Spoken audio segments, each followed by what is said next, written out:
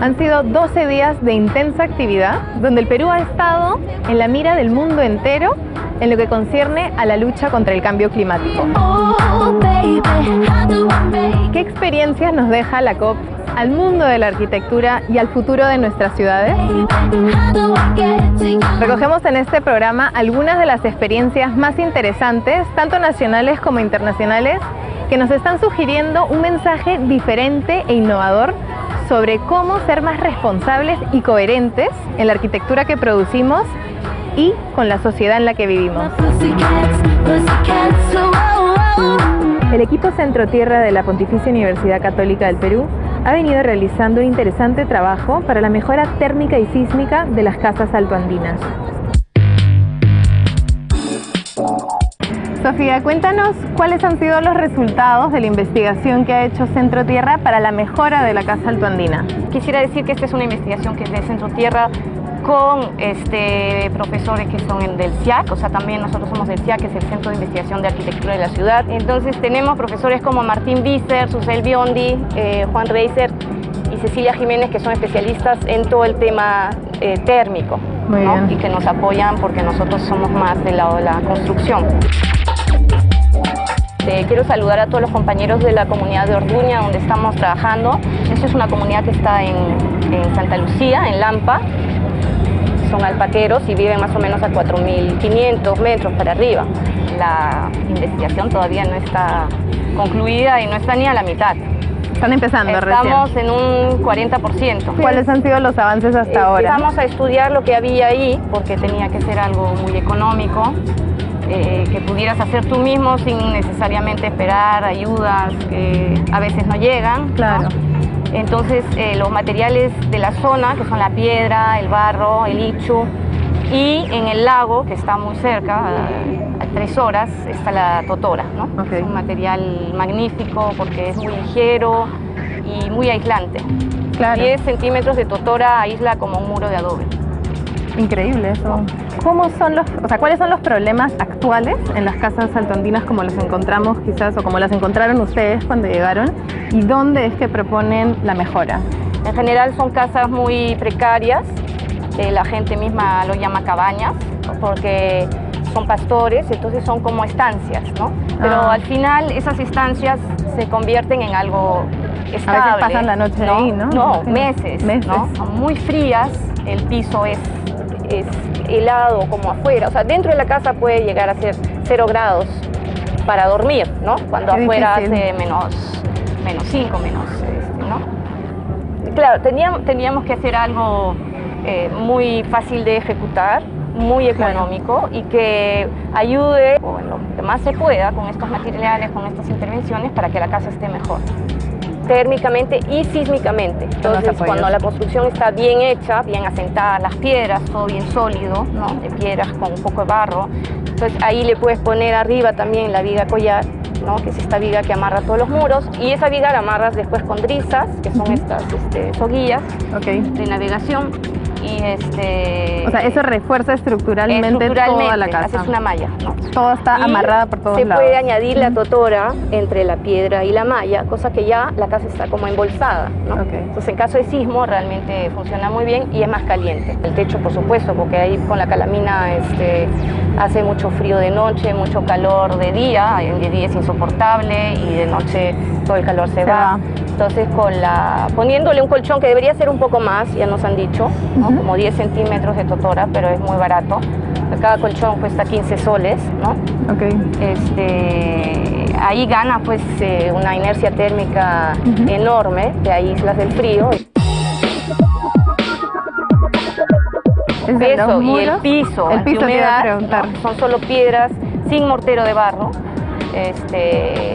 como van a ver.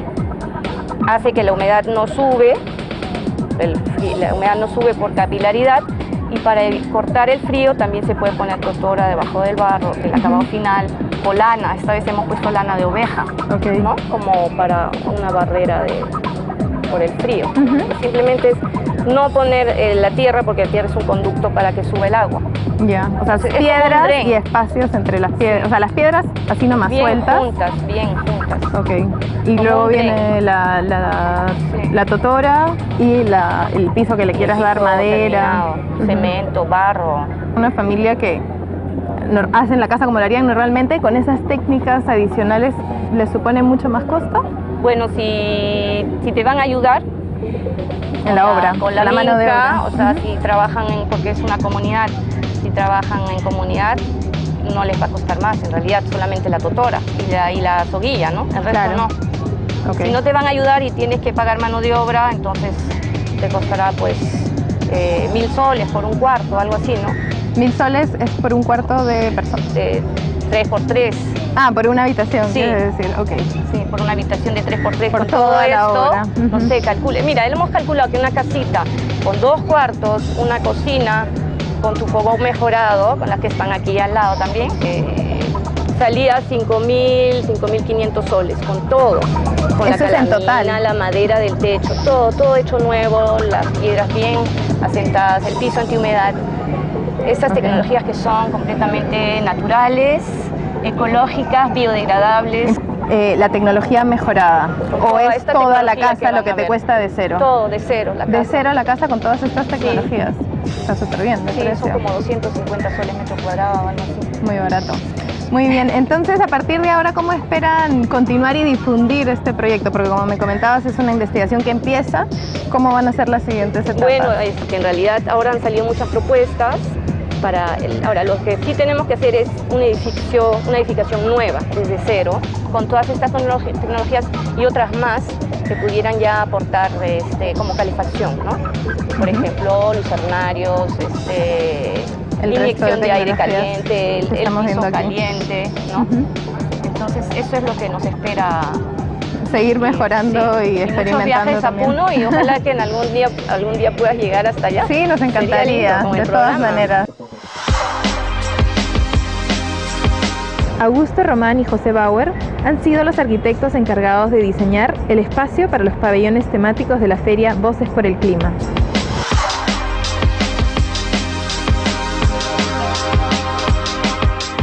¿De qué manera se ha planteado el diseño de este pabellón para que pueda implicar un menor impacto ambiental? La idea era que todos estos recursos que se concentran para un evento como es la COP, que es un evento temporal y que son necesarios como eventos, no se perdieran cuando se termine la feria después de 10 días. O sea, no se tenga que desechar. Exacto. Entonces la idea era poder utilizar cosas que no tuviéramos que fabricar, digamos, que estuvieran un poco circulando, que estuvieran en uso, como parihuelas, containers, cosas que pudiéramos usar, y sobre todo que eso que armemos pudiera ser reutilizado después y pudiera ser como entregado a sitios donde fueran realmente útiles, ¿no? Como unos centros culturales, unos centros de interpretación, unos micromuseos que pudieran llevar este contenido a distintas partes del país, que no se quede todo en Lima, ¿no? Pero cuéntenme un poco sobre el diseño en sí, o sea, el diseño bioclimático, ¿no? Bueno, al ser una feria necesitamos hacer una gran cubierta, pues estamos hablando de 3.600 metros cuadrados y la idea era de que no se utilizaran recursos más de la cuenta, ¿no? O sea, si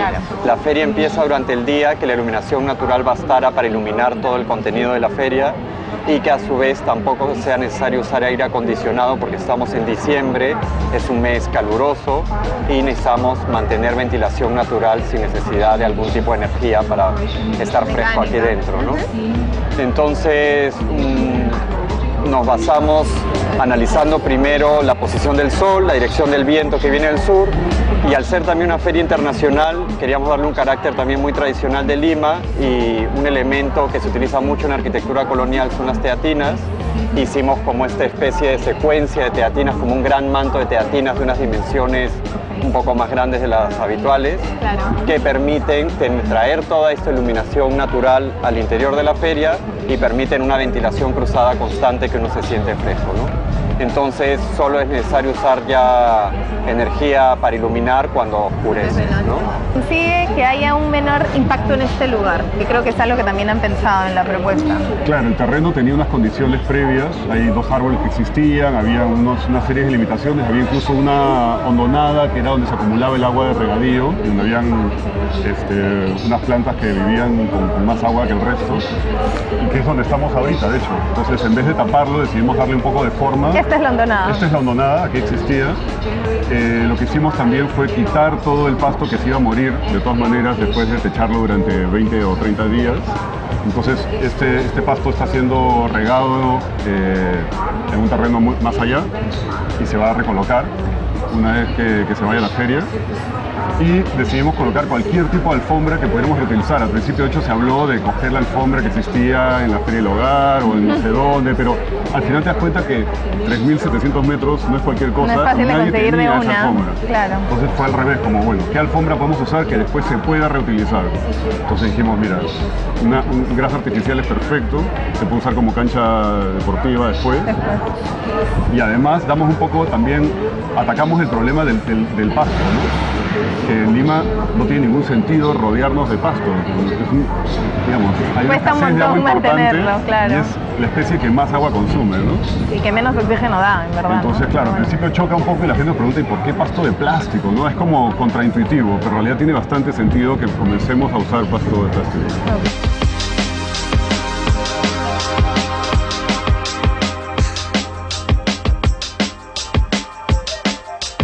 Y otro tema era también adecuarnos al terreno, o sea, nosotros no hemos planteado el proyecto sobre el terreno como de una manera arbitraria, ¿no? Inclusive a la hora de plantearlo en una etapa inicial tenía una orientación y lo hemos tenido que girar por el tema de los árboles, porque luego hicimos un levantamiento real del terreno y los árboles están en otro lugar, ¿no? Claro. Entonces nosotros nos hemos adaptado a la orientación que nos permitía colocarnos en el terreno para incorporar todos estos elementos, y la modulación a partir un poco de poder repartir los usos que había que darle a cada pabellón, ¿no? Y al pabellón general, que es donde estamos, para poder cerrar el funcionamiento de la feria, ¿no? ¿Por qué los containers? Porque aquí, no sé, de repente algunos dicen que el container pues, puede ser difícil de cambiarlo o manipularlo demasiado, porque siempre hay que respetar un poco el sistema estructural que tiene, o a veces no es tan difícil de conseguir. No sé, ¿cómo han sido, por qué han escogido containers? En esta cuestión de que sea itinerante, digamos, si fuera algo más fijo, hacerse una casa de container puede tener ciertas ventajas, pero en realidad si va a ser fijo, casi mejor hacerte tú tu estructura metálica y montarte la casa. Pero si va a ser algo que se va a estar moviendo, es una estructura que ha sido refinada durante años para que sea el objeto más rígido posible con el menor material y súper eficiente. Y súper transportable, ¿no? Súper transportable. Entonces ya partes de un diseño que ha sido perfeccionado durante muchos años y que eso se va a abollar muy poco, se va a deformar muy poco, va a tener mucha durabilidad. Luego, porque es algo que ya existe, digamos, es algo que está en uso, que le han dado de baja porque ya se oxidó, ya no puede transportar mercancía, y tú lo recuperas y lo reutilizas, ¿no? Es como evitas que se produzca más acero, porque ya utilizas algo que está, digamos, que lo puedes mejorar muy fácil. Claro. Y luego porque nos daba también una modulación, ¿no? También es una pieza con la que puedes ir construyendo muchas cosas y que es muy intercambiable. Tú puedes poner muchos módulos, digamos, puedes armar muchas variedades con muy pocos módulos. Ya, o sea, te nos había una posibilidad jugar increíble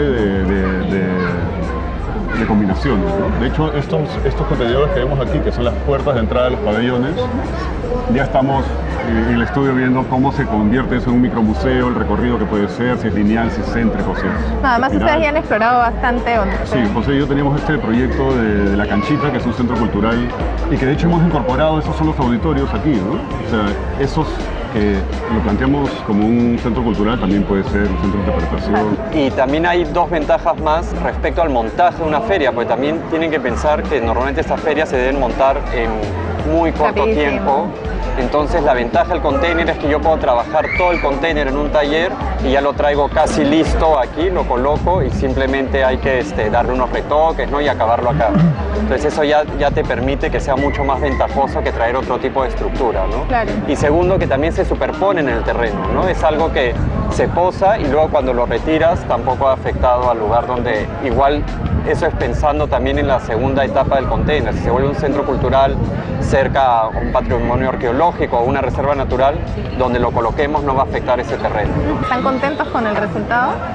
Bueno, bastante contentos. Me están comentando que están viniendo 6.000 personas diarias, que está funcionando muy bien.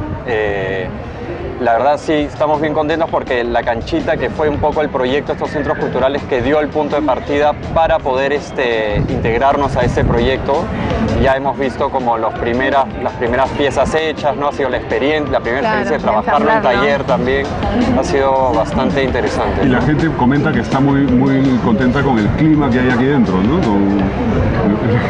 Ya lo puedo sentir. Cruzada, hay días de mucho sol, mucho calor. Genial, y aquí se está funcionando mejor, ¿no? muy bien. Entonces también es un experimento logrado. Muy bien.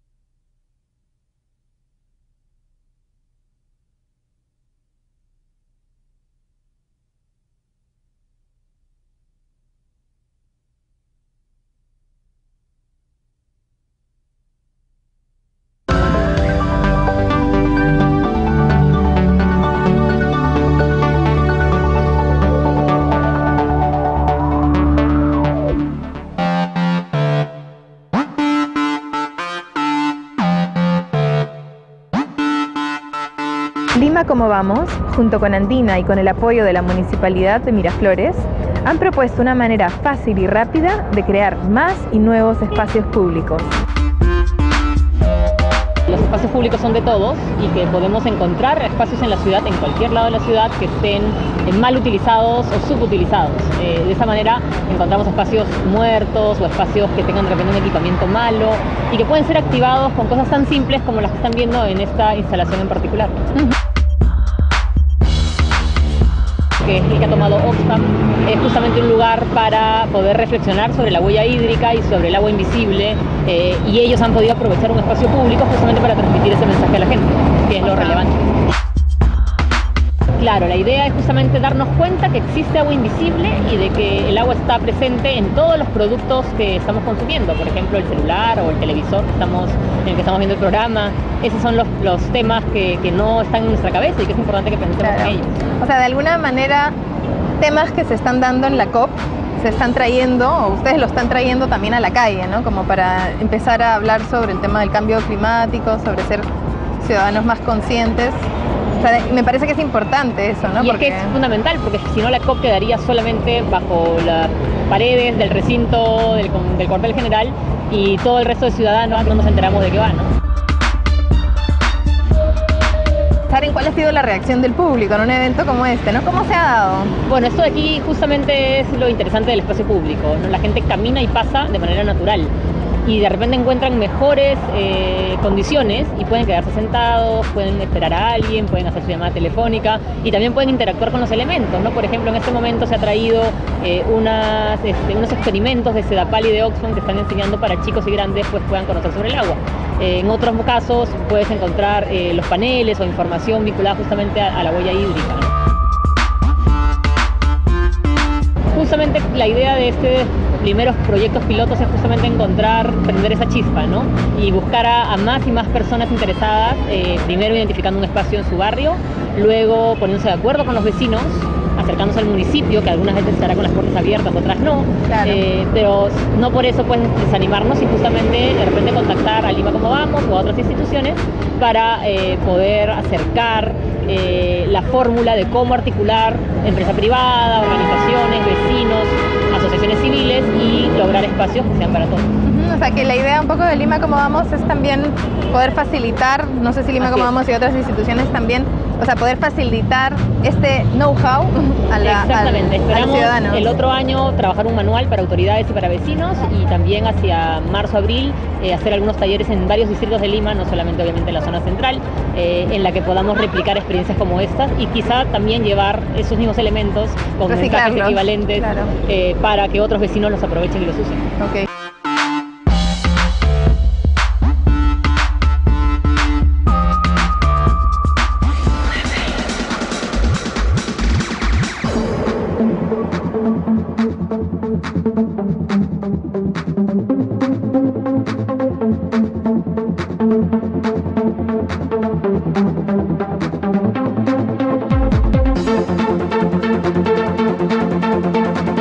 ¿Cómo surge la iniciativa de Futuro Caliente y cuál es el principal objetivo de lo que han montado aquí? La iniciativa surge de tres artistas, que somos Elisenda Strems, Maricel Delgado y yo, Teresa Boracino, las cuales hemos creado una asociación cultural que se llama La Junta, que se creó para hacer este proyecto Futuro Caliente. Okay. Futuro Caliente es un festival de arte público, de intervenciones en espacio público y de un foro participativo que fue pensado como un foro alterno, un otro foro a la COP20. Usamos la COP20 como una excusa en realidad para crear este espacio de diálogo donde la gente pueda conversar, llegar a consensos, encontrar soluciones colectivas. Y el principal objetivo es hacerlo en el espacio público para acercar estos temas al ciudadano de a pie, a la gente que pasa por acá y no tiene acceso al otro foro, ¿no?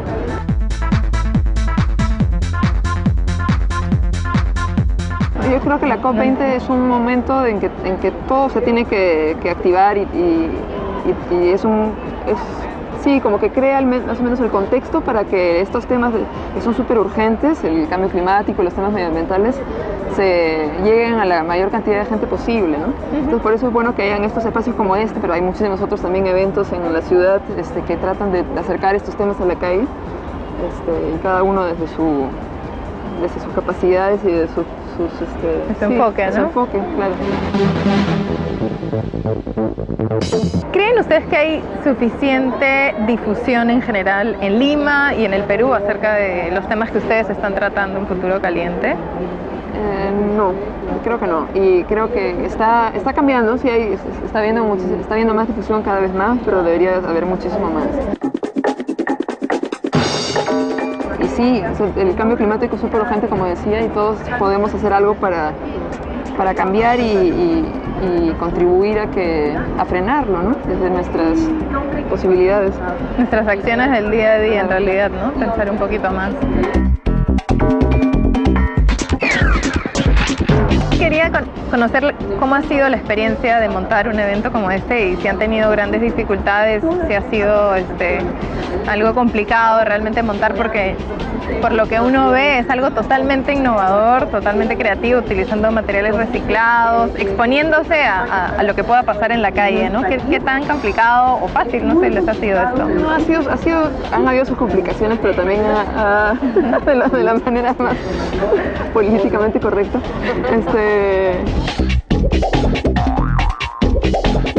Somos tres artistas.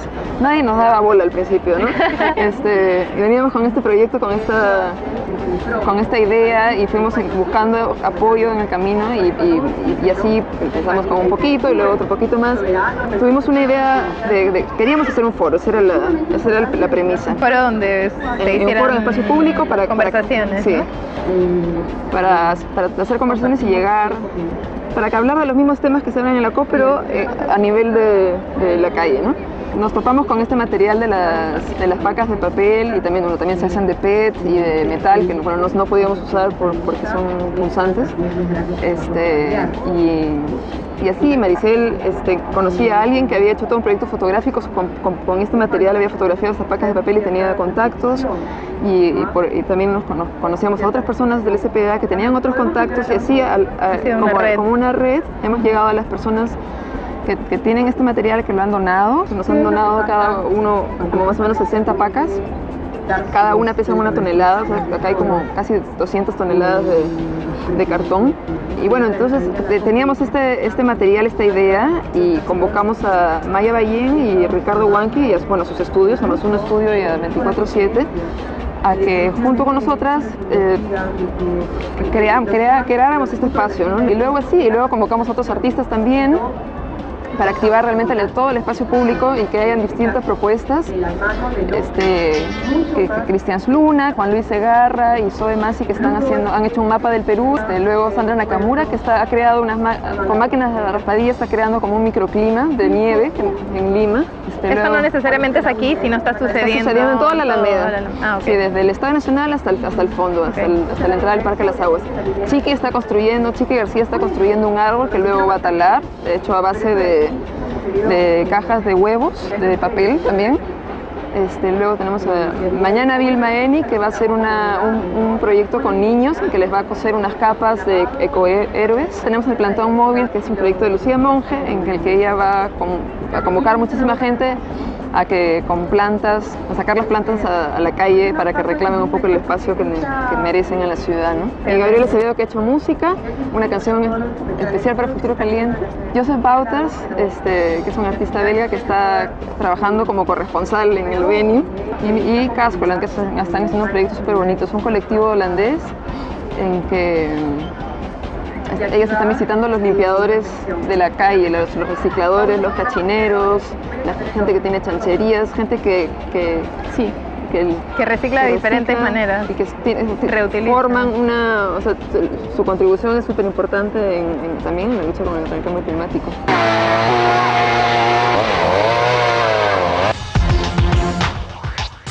Este ha sido un proyecto en colaboración con Ricardo y con Maricel Delgado, Teresa Boracino y Licenta Strems. En el proyecto realmente hemos trabajado de manera colaborativa los 5. Para ellas era claro que querían trabajar con las pacas. Era un elemento que habían podido conseguir, y finalmente se llegó a una cantidad de 270 pacas, ¿no? Que son estos bloques de cartón prensado, que de hecho nos pareció un reto interesante porque nunca hemos construido con este material y nos hemos dado cuenta como de las posibilidades que tiene. Todo está construido con materiales que están en vías de reciclaje. Estas pacas de cartón están hechas con el cartón que traen los recolectores, se prensan, las usamos en Futuro Caliente, las regresamos y luego se van a las fábricas de reciclaje. Una de las complicaciones que teníamos para realizar este proyecto fue la dimensión del material. Este material para nosotros es nuevo, un cubo de papel prensado, de cartón prensado en este caso. Las dimensiones eran variables de acuerdo al proveedor, entonces nunca supimos realmente de qué dimensiones eran el elemento hasta que llegamos aquí a armarlo. Tuvimos que salvar algunos obstáculos, como agrupar de manera correcta estos elementos para configurar un espacio y que ese espacio no sea cerrado, sino que permita que la gente fluya, porque es un lugar público. Y la segunda complicación que tuvimos fue enfrentarnos al clima, pero durante la mayor parte del día hay mucho sol y no sabíamos cómo controlar el tema del asoleamiento, entonces este espacio resultó bastante fresco porque genera un corredor de viento y además se complementa muy bien con este techo de bolsas que están recicladas, ¿no? Se hizo una colecta en colegios y en universidades para recolectar las bolsas que uno usa y que ya no usa después del supermercado. Hicimos esta cobertura que funciona muy bien. Permite que haya un microclima en ese espacio interno. ¿No? Es como esta cantidad de bolsas es lo que probablemente una familia promedio consume en 4 meses, ¿no? Y te das cuenta, esta cantidad de basura es porque consumimos esa cantidad de volumen de plástico, ¿no? Lo ves en estas dimensiones y además ves las marcas, ¿no? Por eso es como una antipublicidad. Lo que conversamos que tenía que ser es que fuera por un lado una pieza contundente y por el otro lado un lugar para generar conversación. Entonces, la mejor distribución en el espacio para que eso suceda, ¿no? Como posibilidad de poder jugar y poder sentarte a escuchar, ¿no? Y a conversar.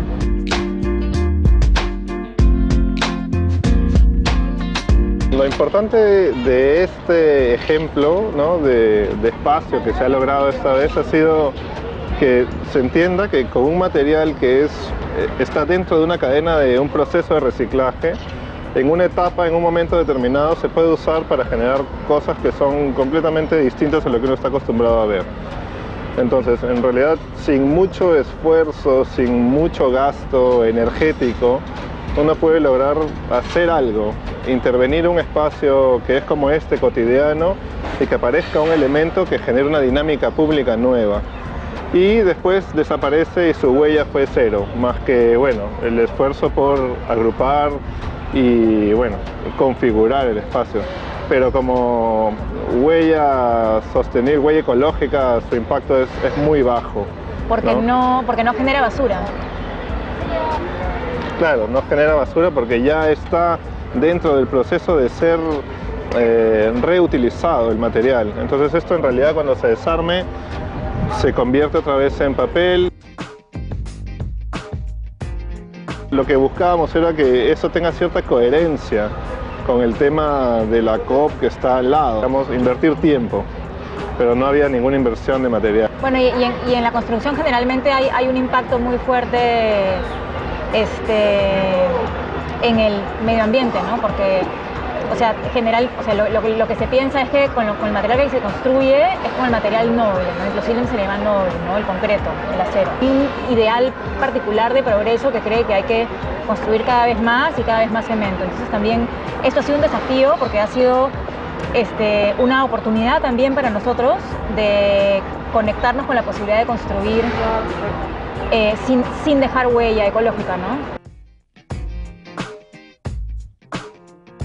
Probablemente lo más interesante de este proyecto es la voluntad de no generar basura, de poder utilizar lo que tenemos al máximo, ¿no? Se trata de usar y de no generar más artefactos que no nos sirvan.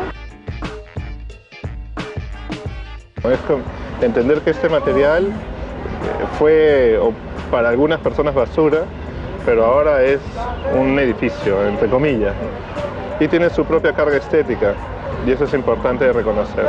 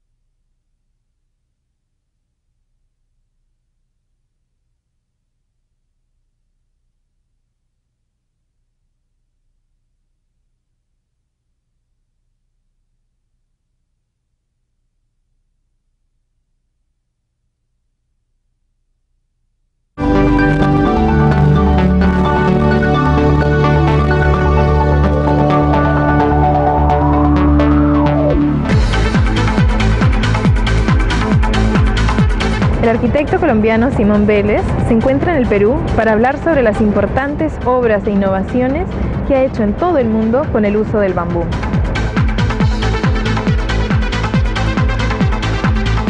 Simón, cuéntenos cuál era el panorama en Colombia en cuanto al uso y la tradición del uso del bambú en construcción cuando usted inició sus proyectos con bambú. Bueno, yo nací en una parte de Colombia y ahí viví hasta los 18 años, que se llama Manizales. Es conocido por el café, pero se debiera conocer más es por la guadua, por el bambú nativo que tenemos allá. Y es un material que está asociado con la pobreza y con la miseria.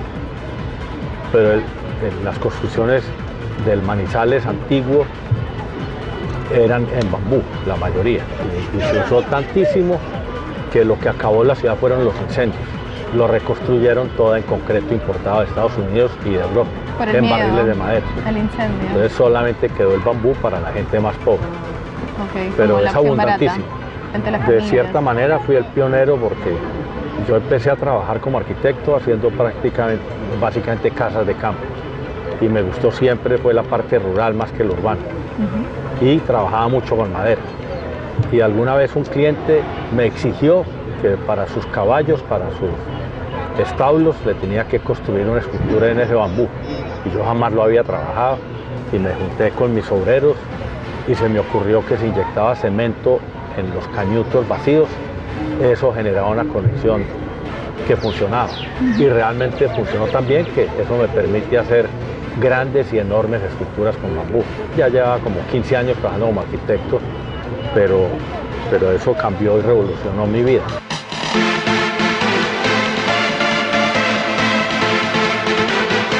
Pero si bien usted fue pionero en este sentido, ¿no? En inyectar el concreto dentro del bambú para poder lograr estas conexiones con el acero y poder hacer estas estructuras mucho más impresionantes, o sea, ¿eso fue el resultado de mucha investigación o fue desde que empezó realmente? Fue una exigencia de un cliente.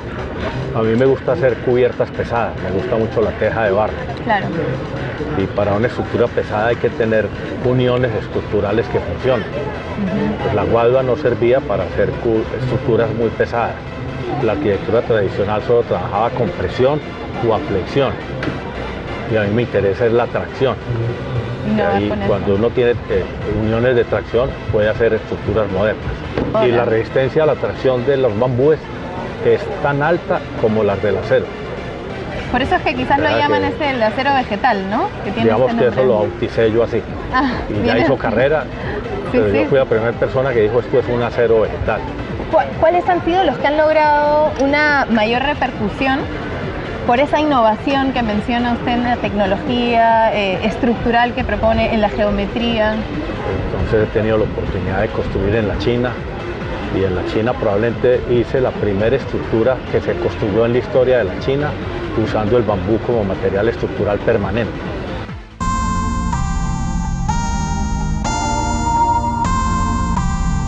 O sea, ya usan el bambú para todo. Un chino no concibe la vida de un ser humano si no hay bambú alrededor.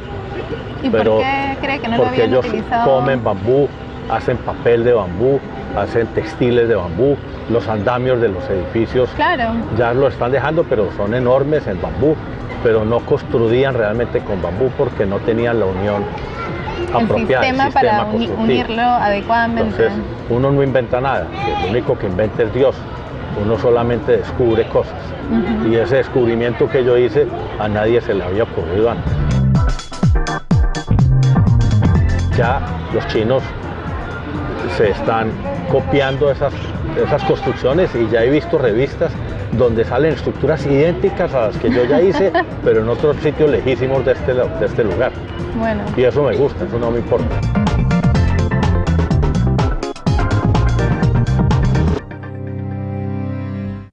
La obsesión mía ahora es que no abusemos tanto de los minerales.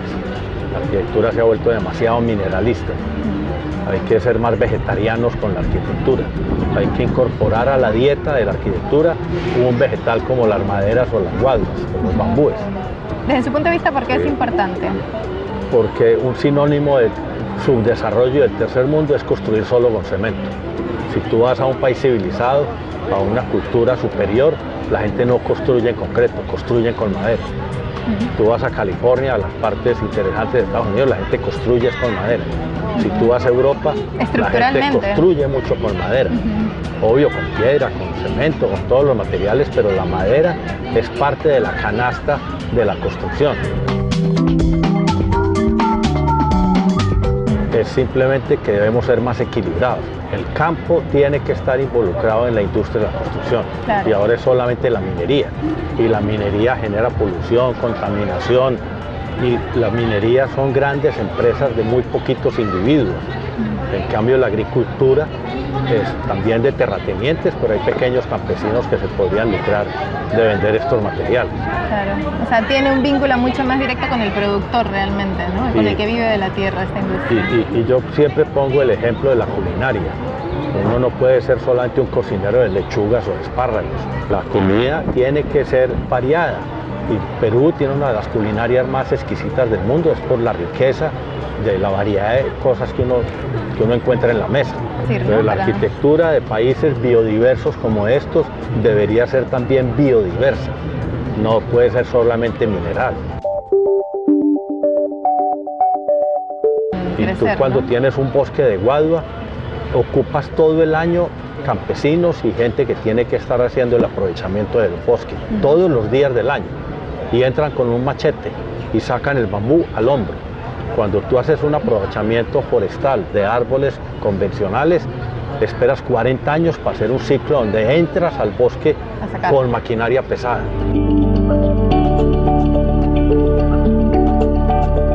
Y durante 40 años en ese bosque no hubo un solo ser humano aprovechando. El campo de bambú da mucho trabajo, ¿no? Eso genera mucha ocupación.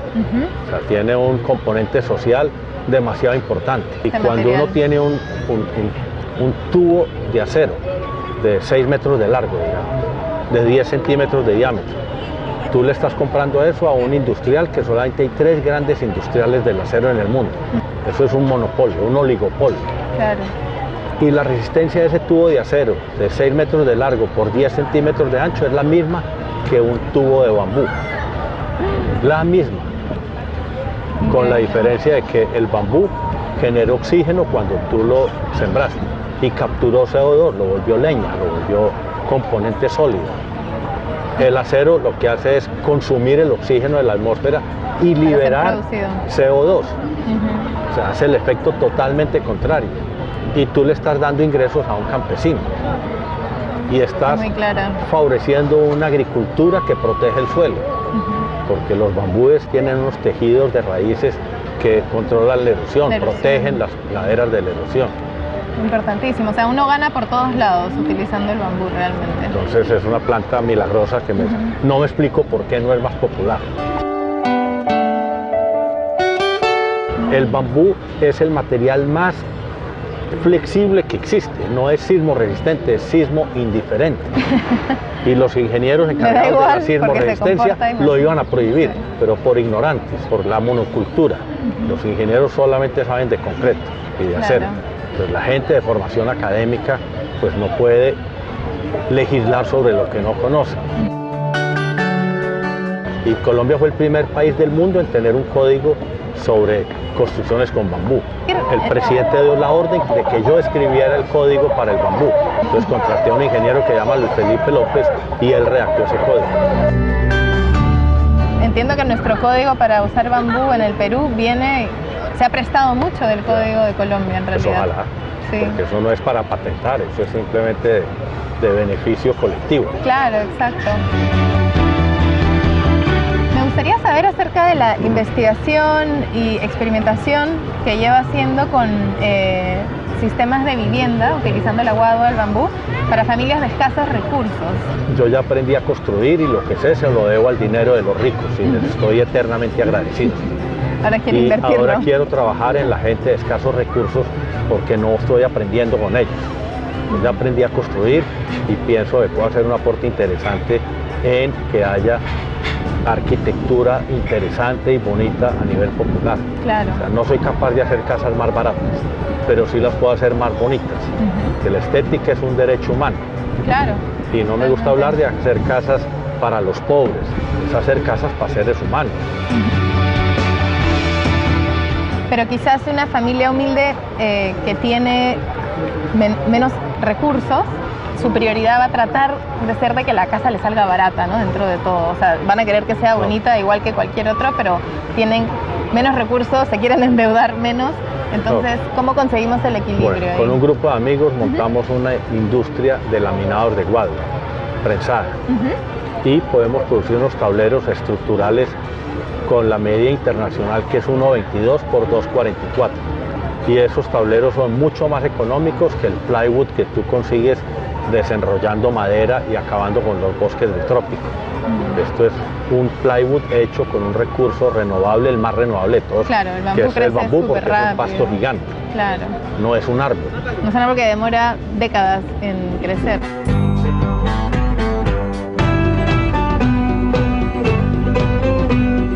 ¿Cómo cree que podríamos hacer que el bambú sea más popular? Porque aquí en el Perú existe también un estigma. Se trabaja tan mal, los acabados se hacen tan mal, el bambú que llega no está tratado, entonces no dura. Entonces uno cree que es este material para los pobres. ¿Qué podemos hacer para masificarlo?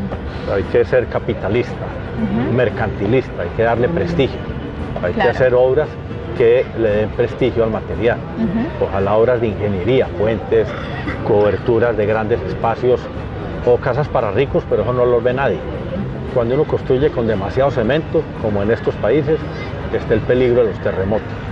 Y construir bajo el código sismorresistente es demasiado costoso, demasiado. Si uno construye con demasiado madera, el peligro son los incendios. Uno tiene que tener un equilibrio entre materiales combustibles como las maderas o los bambúes y materiales incombustibles como el concreto y los ladrillos. ¿El bambú es igual de combustible que la madera? Es una madera, pero tiene una especie de protección inicial al fuego porque su parte exterior es muy densa, tiene mucho sílice, pero obviamente se quema. Y uno no puede abusar de un componente vegetal combustible cuando construye masivamente. O sea, hay que combinarlo con otros materiales. Hay que tener un equilibrio con los materiales incombustibles.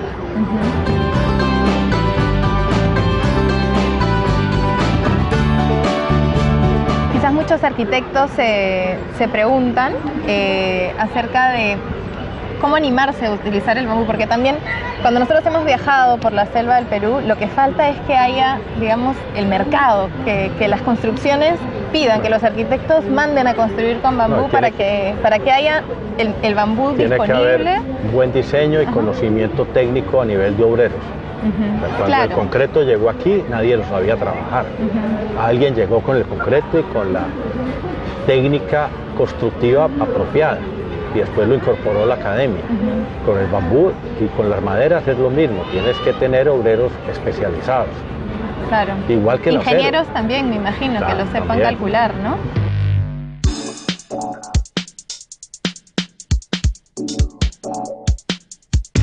Creo que depende de nosotros los arquitectos, o sea, que nos metamos a trabajar y empecemos a crear nuestros equipos de obreros y de ingenieros, porque actualmente es difícil conseguirlos, ¿no? Si uno quiere embarcarse.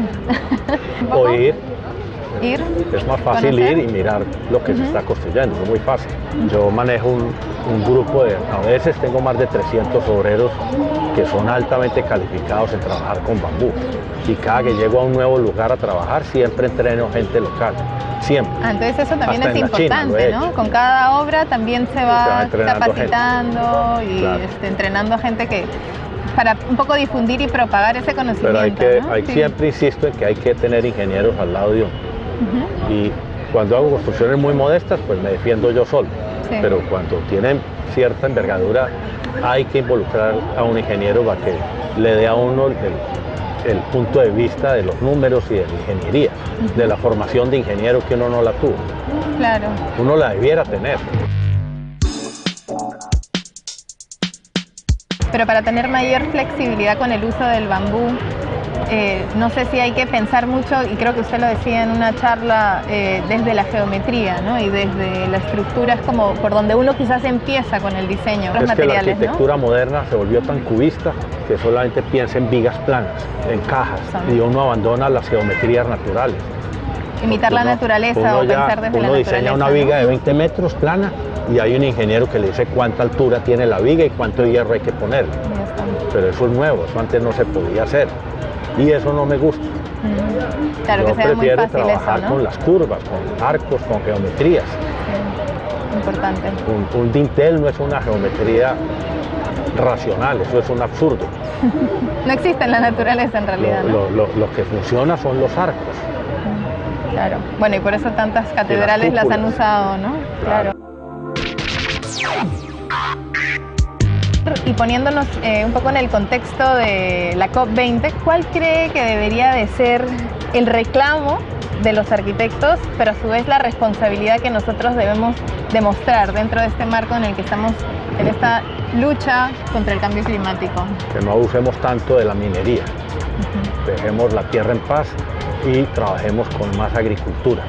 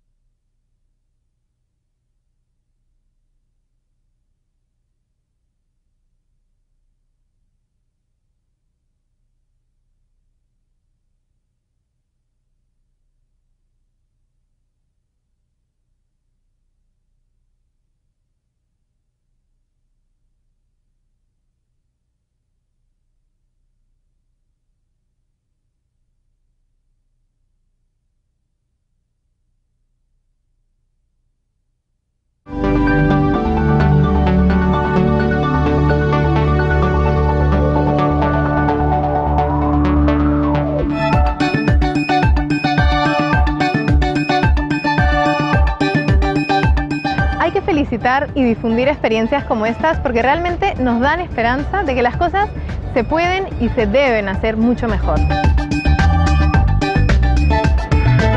¿Cómo puede ser que a la COP20 no se pueda llegar con un buen sistema de transporte público, como el alimentador de un metropolitano? O que tengamos que comer con utensilios de plástico, o que los peatones no tengamos unos buenos espacios para circular, tanto para llegar a la COP como para movernos alrededor del recinto. Hay que ser coherentes y educar con el ejemplo.